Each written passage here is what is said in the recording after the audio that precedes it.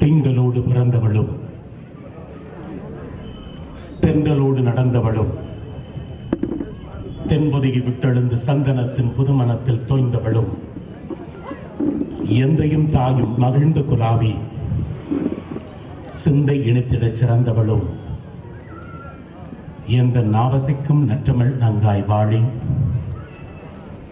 முத்தம் தந்து முகம் தழுவும் முத்தமிழ் மங்காய் வாழி. புதுச்சேரி கலை இலக்கிய பெருமன்றத்தின் மக்கள் கலை விழாவில் அழைக்கப்படாத விருந்தாளியாக அழைக்கப்பட்டு என் குருநாதர் பாரதி ராஜாவினுடைய இனிய அழைப்பில் இடம்பெற்று விழா நிகழ்வில் விரைந்து கொண்டிருக்கிற விழாவில் கரைந்து கொண்டிருக்கிற பொழுது இடைச்சல்களாக ஒரு நடிகனை அழைத்து என்ன செய்துவிட முடியும் என்று உங்கள் எதிர்பார்ப்பு எனக்கு புரிகிறது.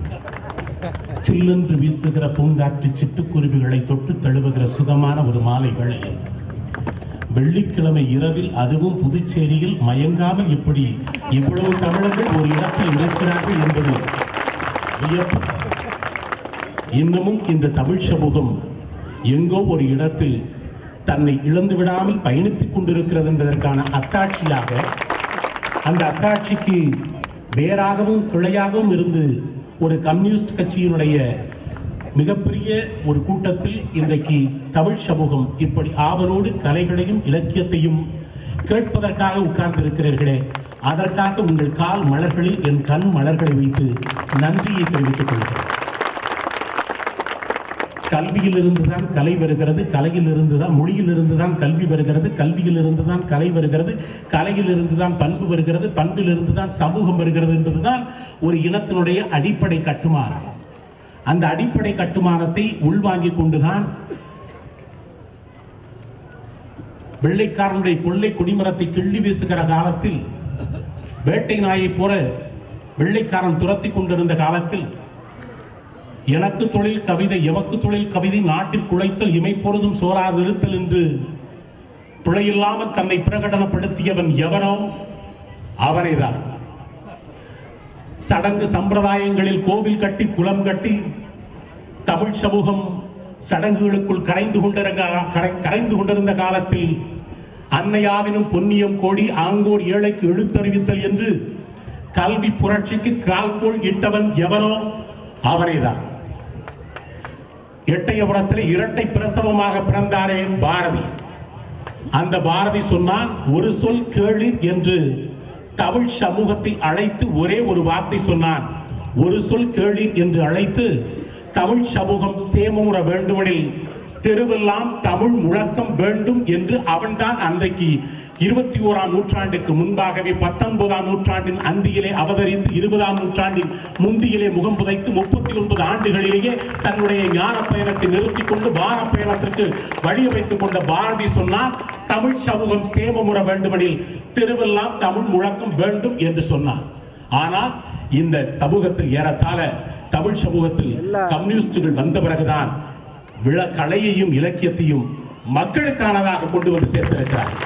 மக்களுக்கானதாக கொண்டு வந்து சேர்த்திருக்கிற அந்த மகத்தான மேடையில் பேசுகிற இந்த மணி நேரத்தில் மேடையில் வந்திருக்கிற மேன்மக்கள் அனைவருக்கும் என் நெஞ்சம் அல்லை கொஞ்சம் வெஞ்சுபுகள் கொண்ட அஞ்சுக தமிழில் மஞ்சம் நெகிழும் மகிழம்பு சொல் எடுத்து சீர்படைத்து யாழெடுத்து இசைவிட்டும் தமிழ் பாவெடுத்து கவிதை கண்கொண்ட காவிய வணக்கம் கூறி என் சிற்றுரை தொடங்குகிறேன்.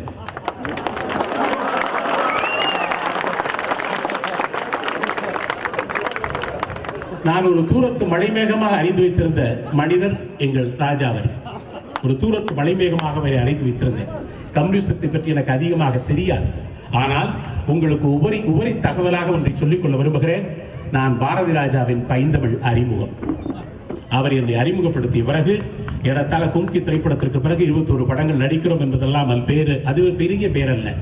மாஸ்கோவில் ரஷ்யாவிலே அழைக்கப்பட்டு கும்கி திரைப்படத்திற்காக சிறந்த விருதை ஒரு கம்யூனிஸ்ட் நாடு எனக்கு கொடுத்தது.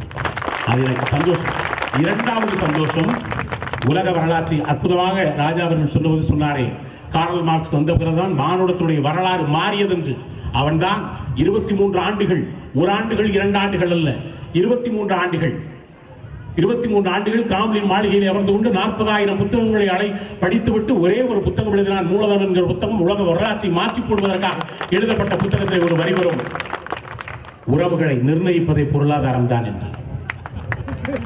வாழ்க்கையினுடைய மானுடத்தை சொன்னவனுடைய காரல் மார்க்ஸினுடைய ஆவண படத்தில் காரல் மார்க்ஸாக நடிக்கிற முதல் தமிழன் நான் என்பதை மிக பணிவோடு சொல்லிக்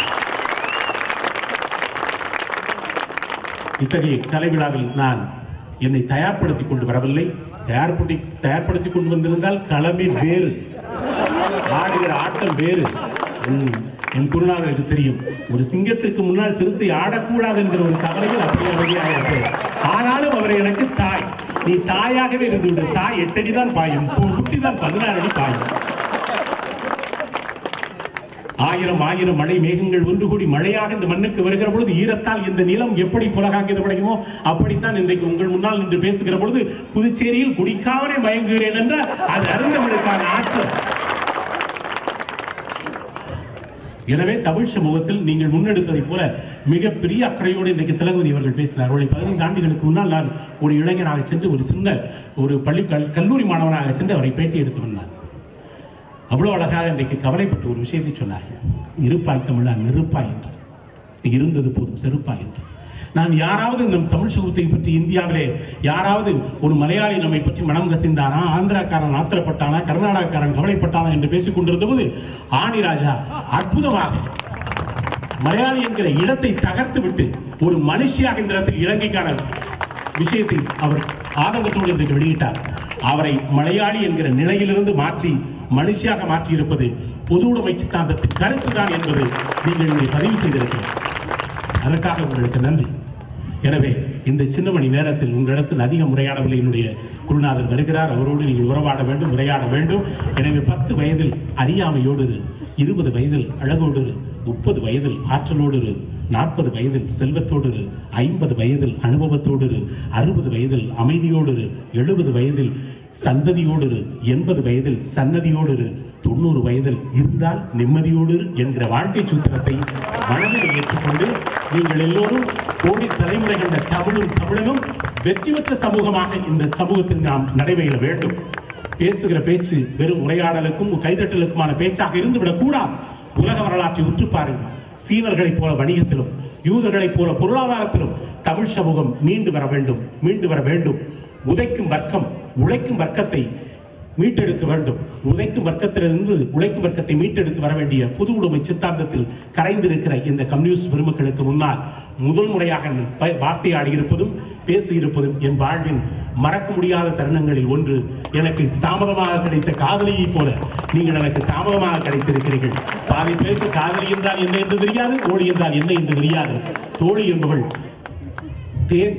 வண்டு தேனெடுக்காத பூதான் செண்பக பூ, அவள் தான் தோழி. தேனெடுக்கும் பூவெல்லாம் வண்டு வந்தால் அவள் தான் காதலி. நான் இங்கு உங்கள் காதலியாகத்தான் வந்திருக்கிறேன். எனவே உங்களிடத்தில் இந்த சின்ன மணி நேரத்தில் எதை சொன்னேன், எதை விட்டேன் என்று எனக்கு தெரியாது. மீண்டும் ஒருமுறை சலீம் அழைக்கிற பொழுது என்னை ஒரு பேச்சாளராக, ஒரு கவிஞனாக அழைத்து இந்த இடத்தில் பதிவு செய்ய சொல்லுங்கள். வரலாறு திரும்பும். அன்றைக்கு உங்கள் விடுதலைக்கான நித்திய பாடலை சத்தியத்திற்கு சாட்சியம் சொல்வது மாதிரி நானே பாடுவேன். அதுவரை கவிஞராக உங்களை வாழ்த்துகிறேன். உங்கள் காடுகளில் இனி மழை விழுகட்டும், உங்கள் கணக்குகளில் இனி பிழை விழுகட்டும்.